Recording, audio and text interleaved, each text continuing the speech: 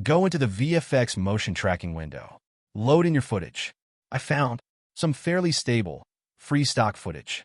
Click on Prefetch so that playback is smoother while editing. Also, set scene frames. I decided that I did not want all the footage, so I reduced the end frame back to 250.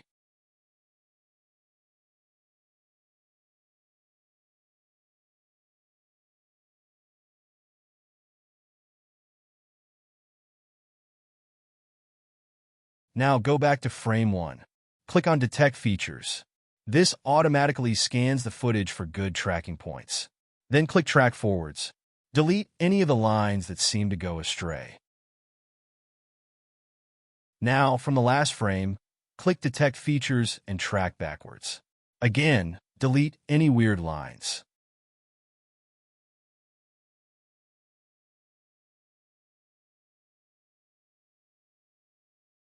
Go to a frame near the middle and repeat this process.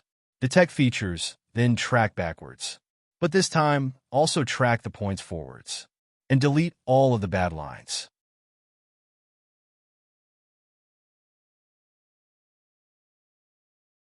Go to the Solve tab, click Keyframes and Focal Length. Then Solve Camera Motion. This will match a camera in Blender to the motion of the camera that filmed the footage. Now, this did not work great. You can see that the solve error is very high. Go back and delete even more of the stray lines. And solve for the camera motion again. Now the solve error is much better. Now go down and set up the tracking scene. The scale and position is weird, but now we have the scene in the upper right corner. To fix the scale issue, select 2 points and estimate how far apart they are. Type it into the distance and click Apply Scale. Now the objects are a more reasonable size, but they still seem to be floating strangely. Find 3 points that are on the ground plane, select them, and click Floor. This sets the 3 points to the ground plane. Now the grid in Blender should line up with the ground in the footage. Once it is all set up, click Set as Background. Now, go back into the Layout window. Add in a NURBS curve. In Edit mode, scale up the curve. Extrude and grab the points until the curve follows the path of the plane.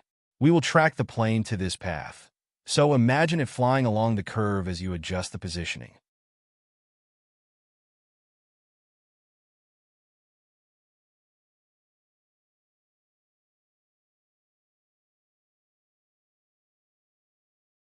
Once you are satisfied with the path, toggle out of Edit mode, go up to File, and import the OBJ file of the plane. I went over how I modeled the plane in a previous video. Link in description.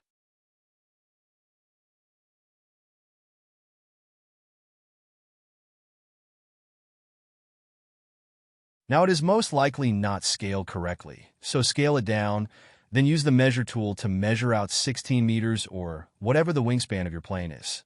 Scale down the airplane. We no longer need the cube and flat plane that was automatically added in earlier, so those can be deleted now. With the plane selected, add in a new constraint. Click on the plus and select Follow Path.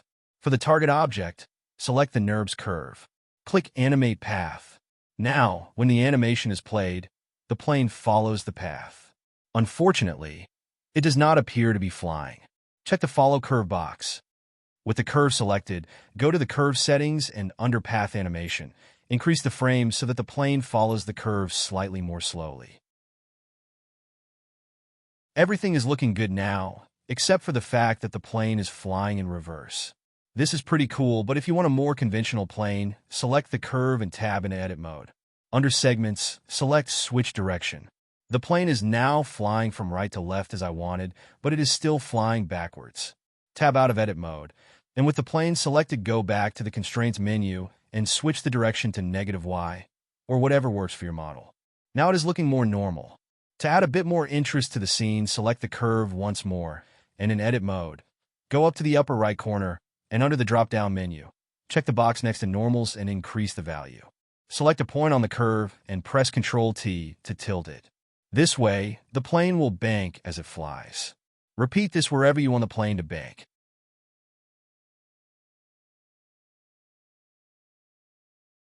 The animation of the airplane is now looking good.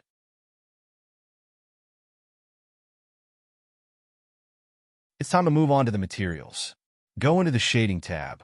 Inside of the Imported Airplane folder, you should find a series of materials. Each one is linked to a different component of the plane. Select each one and play around with the materials until happy. I added a glass material for the window, a yellow paint for the body, and played around with metallic components for the rest.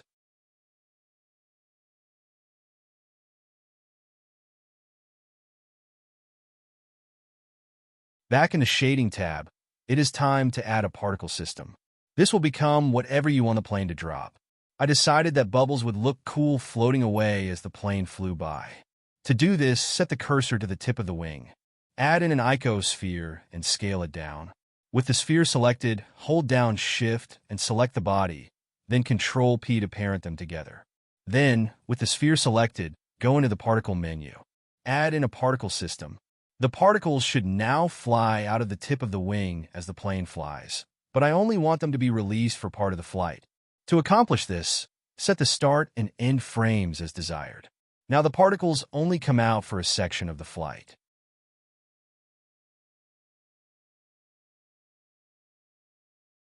To turn these particles into bubbles, add in a metaball and position it behind the camera where it will not be seen. In the metaball menu, increase the resolution. This can make your computer lag, so I recommend setting the viewport to a larger number. With the particle system selected, go into the particle menu and under Render, change the render option to Object. Uncheck Show Emitter and select the metaball as the object.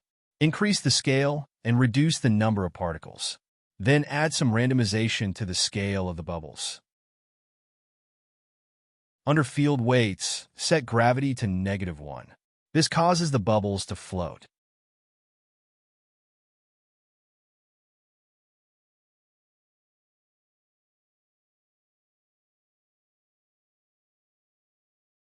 Once the bubbles look good, duplicate the particle system multiple times along the wings. With the particle system selected, scroll down and add in a turbulence force field. This will make the bubbles look much more natural as they float away.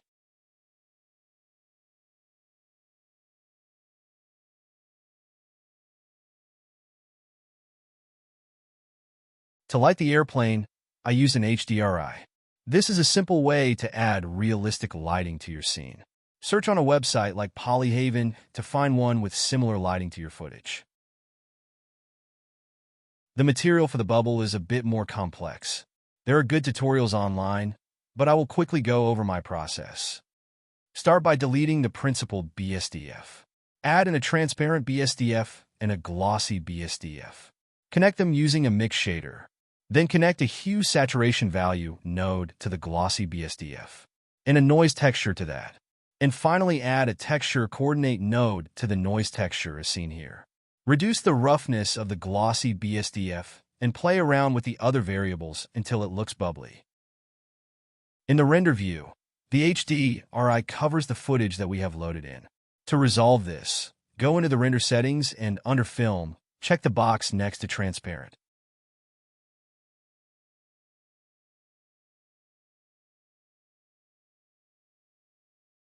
The animation is now complete. However, adding a shadow to the ground plane makes the airplane feel more connected to the background footage. To do this, add in a plane and scale it way up. Since I am rendering this animation in EVE, I cannot add a simple shadow catcher. So instead I had to create a custom material for the ground plane so that only the shadow is visible. Delete the principal BSDF and add in a mix shader to combine a transparent BSDF with a diffuse BSDF. Then, off the mix shader, add in a shader to RGB node, and off of that, add in another diffuse BSDF. Adjust the colors as seen.